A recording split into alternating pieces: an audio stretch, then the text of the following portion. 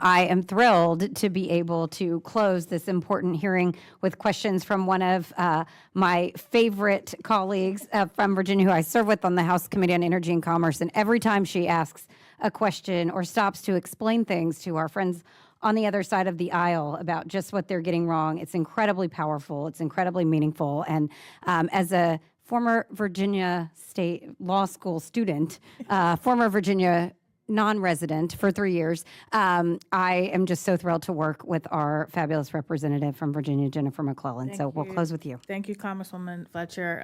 It is a privilege for me to also serve with you, particularly to be in leadership on the Reproductive Freedom Caucus with you, where I chair the Abortion Rights and Access Task Force. But as you heard before, I came to Congress in a special election in 2023.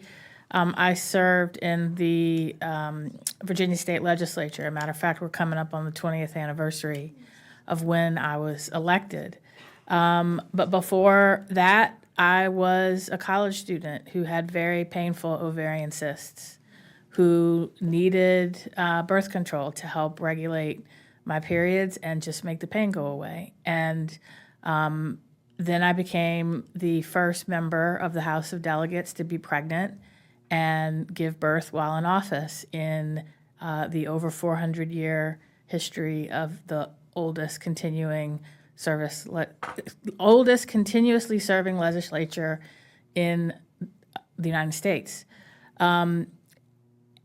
With my second child, I almost became a statistic of one of the Black women who are 3 times more likely to die in childbirth or from childbirth-related issues in this country.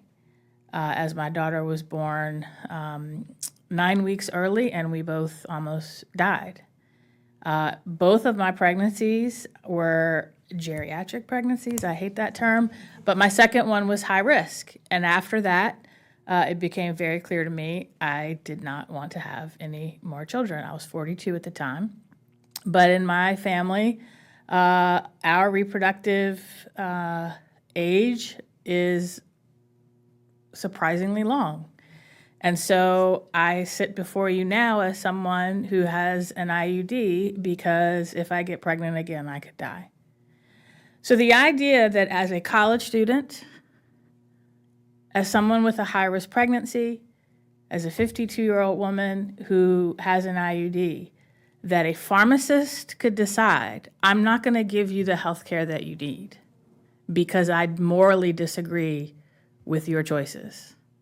The fact that politicians in Richmond or in Washington could say, I know better than you and your provider what decisions should be made, whether it's in an unplanned pregnancy or a planned pregnancy, galls me. And the fact that I am the first generation of my family to lose a constitutional right in my lifetime, and that my daughter, who I nearly died giving birth to, may not have the same peace of mind when she reaches childbearing years that I had when she was born, infuriates me. But in my time in Virginia, I was proud to work with Tarina Keene and a very strong coalition of reproductive freedom advocates and storytellers.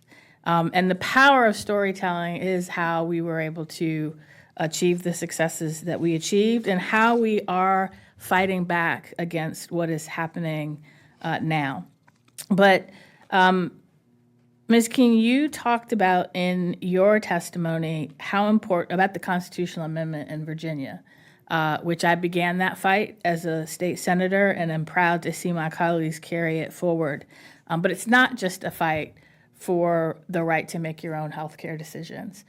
Can you talk about how important state constitutional amendments now are to protecting comprehensive reproductive freedom? Absolutely. Well, we know, unfortunately, because of the Dobbs decision, thank you, that we can no longer rely on the courts to protect our rights. And they're actually, their new posture is taking our rights away. And our own governor just this past year, or just a couple of months ago, vetoed 2 birth control bills, basically saying that we already have the right based on two other Supreme Court decisions, the Griswold decision and the Eisenstadt decision. And we know that those were based on the same, legal decision from Roe v. Wade. So we can no longer rely on the Supreme Court or any court. So we need to make sure that we are explicitly putting our rights into the code, and we're also explicitly putting them into the Constitution, so there is no doubt what our rights are, but we also need to unequivocally guarantee access to care too.